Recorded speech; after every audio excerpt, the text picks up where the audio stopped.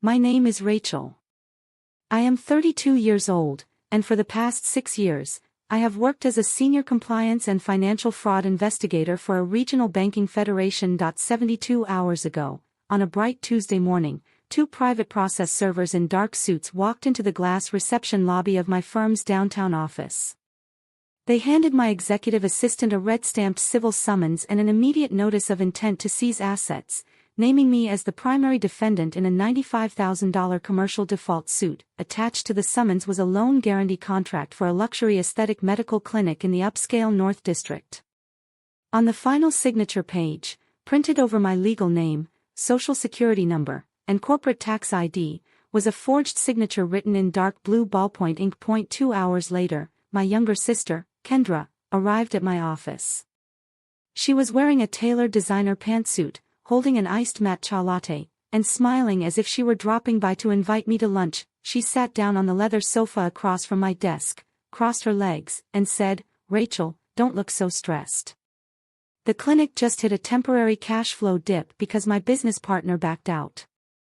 The lending firm had to send standard collection notices to the guarantor on file. You make $200,000 a year auditing financial crimes. Just cover the $95,000 settlement. It's an investment in your sister's brand. You owe this family that much." I did not scream. I did not throw the lawsuit papers across the desk. I did not raise my voice. I sat behind my walnut desk, picked up a plain white USB flash drive and a thick bound binder labeled case file, Kendra Vance, and laid them flat between us. She thought she had backed me into a corner. She thought she had pulled off a brilliant maneuver, using my pristine credit and corporate standing to secure her dream clinic while leaving me with the legal liability. What Kendra did not know, and what the state financial crimes prosecutor was about to review 40 minutes later, was that for 3 years, I had preserved, timestamped, and notarized every single text message, audio note, and forged signature attempt she had ever sent. She didn't sign me up as a guarantor. She signed her own criminal indictment. To understand why my sister believed she could steal my identity and demand $95,000 without consequence, you have to understand 20 years of household entitlement. In our family, Kendra was the crown jewel, and I was the safety net. Kendra was 2 years younger than me. She was photogenic, charismatic, and possessed a natural talent for manipulating everyone in her orbit.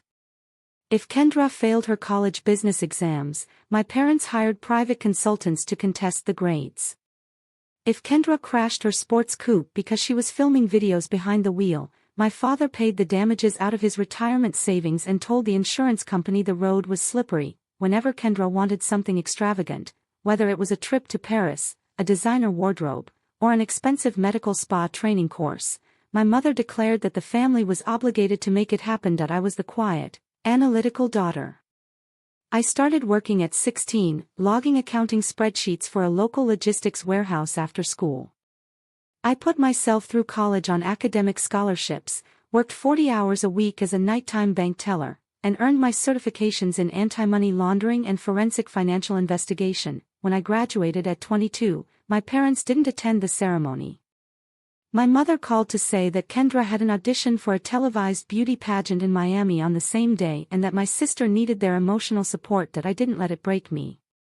I used that neglect as fuel. I spent 10 years climbing the corporate ladder. I specialized in detecting synthetic identity theft, unauthorized loan origination, and internal banking embezzlement. By age 30, I had built an unblemished professional reputation, pristine credit, and substantial financial reserves. Then came Kendra's grand venture in the spring of 2024. Kendra decided she wanted to open Aura Lux Aesthetics, a high-end laser and skincare clinic in the most expensive commercial district in the city. The initial capital requirement for commercial lease deposits, medical laser leasing, and high-end interior build-outs was $95,000, because Kendra had a credit score in the low 500s, a history of 2 defaulted personal credit lines, and 0 verifiable assets. Every commercial bank in the state rejected her loan applications. In May of 2024, Kendra came to my apartment, crying theatrically on my living room sofa. "Rachel, you work in commercial banking," she wept, wiping away mascara with a tissue. "All you have to do is co-sign on a private equipment loan. The clinic will make $30,000 a month. You won't ever have to pay a dime. If you don't help me, my entire life's dream is dead. I looked at her business plan. It was 3 pages of aesthetic mood boards, influencer marketing ideas, and 0 financial projections. No, Kendra, I said firmly. You have no medical license, no clinic management experience, and no risk mitigation plan. I will not put my name, my credit, or my career on the line for an unsecured $95,000 loan. Kendra's tears vanished in an instant. Her face turned cold and vicious. You are a selfish, jealous monster, she hissed, grabbing her purse. You sit on your mountain of money and enjoy watching me struggle. You think you're so smart with your compliance job. We'll see how smart you are when I build an empire without you. She slammed the door and left. 10 minutes later, my phone began vibrating. It was the first text message in what would become a 3-year paper trail. Kendra, May 14, 2024, 8:42 p.m. You think you can stop me?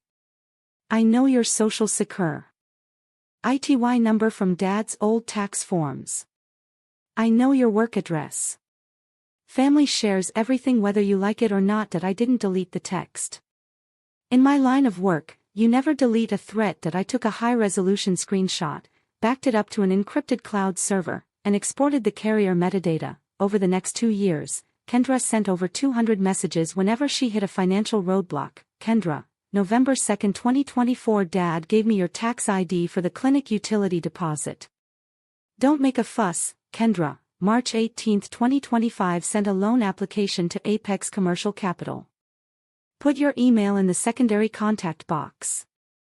If they call, just confirm you know me. Kendra, January 12, 2026. You owe me this. You had an easy life. I'm taking what I need to make this clinic happen. I never engaged. I never texted back in anger. Every time a message arrived, I printed the carrier log, stamped it with a digital timestamp, and filed it inside the black binder in my home office. In July of 2025, Kendra found an aggressive, non-bank private mezzanine lender named Crestview Financial Partners. Crestview specialized in high-interest small business loans, but required an unconditional corporate personal guarantee from an individual with an annual income exceeding $150,000 and an 80% credit rating. Kendra pulled my full credit profile using our father's archived tax files, forged my signature on an electronic DocuSign portal using a burner email address, and uploaded a doctored copy of my corporate pay stub that she had intercepted from my physical mail during a Christmas visit. Crestview funded the $95,000 directly into Kendra's corporate business account in August 2025. Kendra opened the clinic. She spent $30,000 on an opening party with champagne fountains, hired social media influencers who produced 0 paying clients, and leased a luxury European SUV under the business name. By January of this year, Aura Lux Aesthetics was completely insolvent. Kendra stopped making the $3,000 monthly payments to Crestview. When Crestview's recovery department contacted Kendra, she gave them my corporate email and office address, telling them, my sister is the primary guarantor and a senior banking executive. Collect the balance from her. Which brings us back to Tuesday morning in my office. Kendra sat on my sofa, sipping her matcha latte, completely convinced that my desire to protect my corporate reputation would force me to quietly write a $95,000 check to Crestview.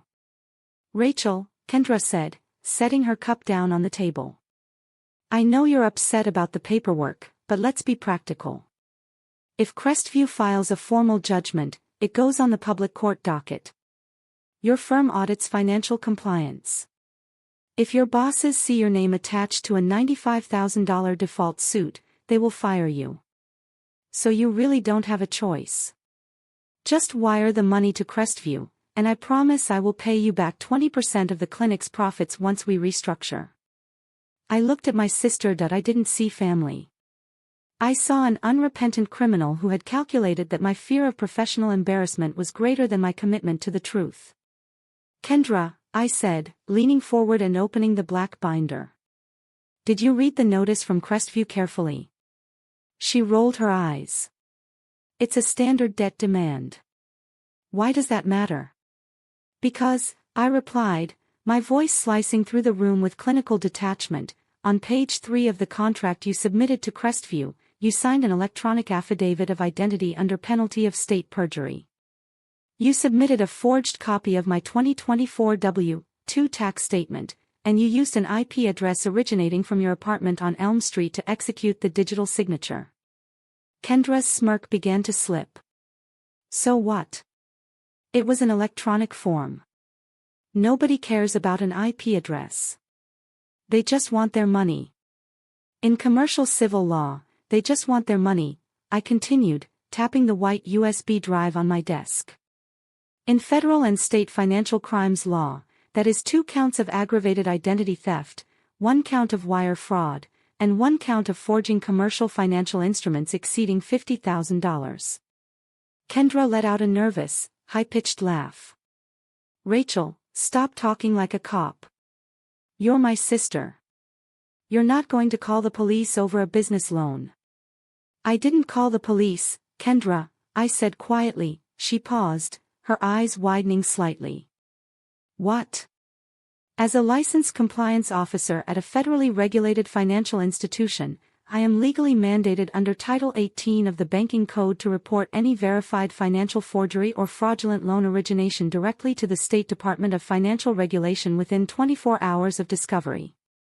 I turned the binder around so she could see the top document. It was an official Form SAR, a suspicious activity report, bearing the certified stamp of the State Attorney General's Financial Crimes Division, stamped at 9:15 that morning. Attached to the report were 214 printed pages of her text messages, complete with carrier verification certificates, proving a multi-year premeditated scheme to steal my identity and execute the fraudulent loan. The silence that fell over my office did not last 3 seconds.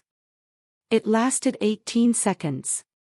I counted every single tick of the executive wall clock, the color completely drained from Kendra's face until her skin was the shade of dry chalk. Her matcha latte tipped over on the glass table, spilling green liquid across the surface, but she didn't even reach out to stop it. Rachel. Kendra stammered, her voice shaking violently. You filed a criminal report against your own sister. Are you out of your mind? You forged my signature on a $95,000 debt, Kendra, I replied, standing up slowly behind my desk. You brought process servers into my corpor. 8 lobby. You attempted to blackmail me with my own career. I was desperate, she shrieked, jumping to her feet, her designer facade shattering into pure hysteria. I needed to save my clinic. You have millions of dollars in investments. $95,000 is nothing to you.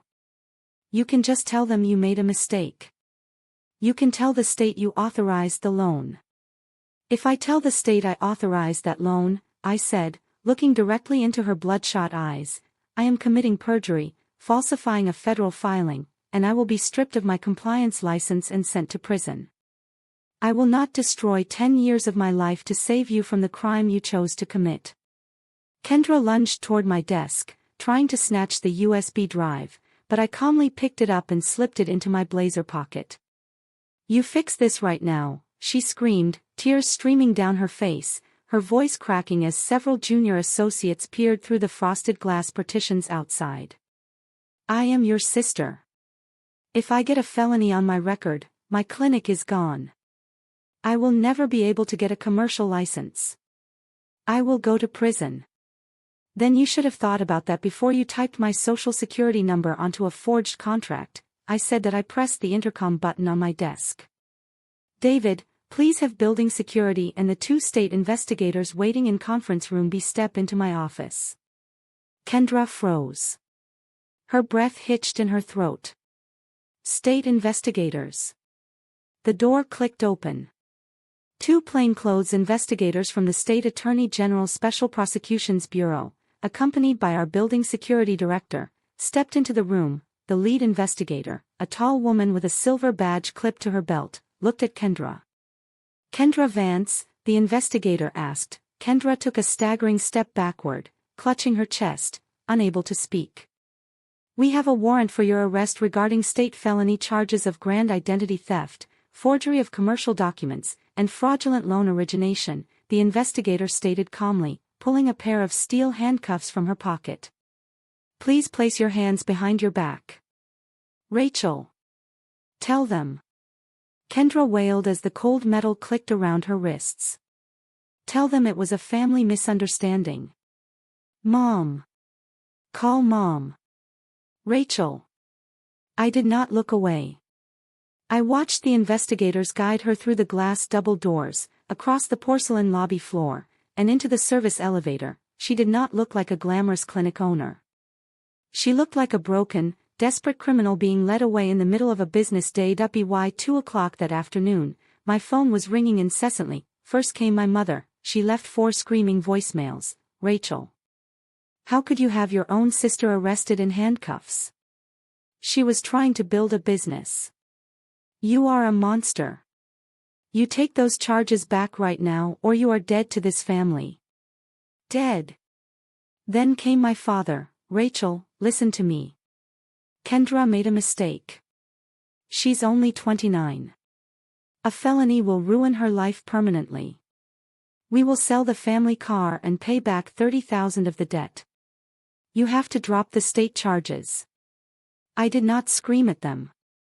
I did not text them back with long emotional explanations that I forwarded the complete state evidence binder, including the audio recordings of Kendra admitting the forgery in my office, to my father's email, along with one sentence: the state attorney general is the prosecuting party. I do not control the law. Do not contact this office again. Over the following 4 months, the legal consequences unfolded with absolute precision. Crestview Financial Partners, upon reviewing the state fraud filing and realizing the guarantee was completely forged, immediately dismissed all civil claims against me. They redirected their litigation entirely against Kendra and her business entity, seizing the medical clinic's equipment, freezing her bank accounts, and placing liens on her personal vehicle. Faced with over 200 pages of undeniable digital text evidence, metadata logs, and IP records, Kendra's public defender advised her to take a plea agreement. She pleaded guilty to 1 count of felony commercial forgery and 1 count of identity theft. The judge sentenced her to 2 years of state probation, 500 hours of community service, full restitution of the $95,000 to Crestview Financial, and a permanent ban from holding any commercial business or healthcare license in the state. Aura Lux Aesthetics was shut down permanently. The lease was terminated, the equipment was auctioned on the courthouse steps, and Kendra was forced to take a job working as an inventory clerk at a regional dry cleaning facility to begin paying her monthly restitution fees. My parents were forced to spend $40,000 of their remaining savings on Kendra's legal defense fees. When the rest of our extended family saw the certified court filings and read Kendra's text messages threatening to steal my identity, the family narrative collapsed. My aunts and uncles stopped inviting my parents to holiday gatherings, disgusted that they had supported identity theft against their own daughter. Last week, I received a certified envelope at my home address. It was a handwritten letter from Kendra, sent from her probation officer's address. It wasn't an apology. It was a single line written on lined paper: I hope you are happy now that you destroyed my life. I did not get angry. I took the letter, opened the black binder in my home office, filed it behind the final court judgment, closed the metal clasp, and put it away on the top shelf. People often ask why standing up against toxic siblings feels so severe. It feels severe because abusive family members rely on the myth of family loyalty to shield themselves from the law. They expect you to absorb their crimes, carry their debts, and sacrifice your freedom so they can maintain their selfish delusions without facing reality. True family. Why does not steal your identity? True family does not forge your name on debts, and true family does not threaten your career to cover their own greed. When someone shows you that they are willing to destroy your life to build theirs, do not negotiate. Do not hide in fear. Document every word, stand firmly behind the truth, and let the justice system remind them that actions have permanent consequences. If you were in my position, would you have protected your sister from felony charges, or did she get the exact lesson she deserved? Let me know your thoughts in the comments below.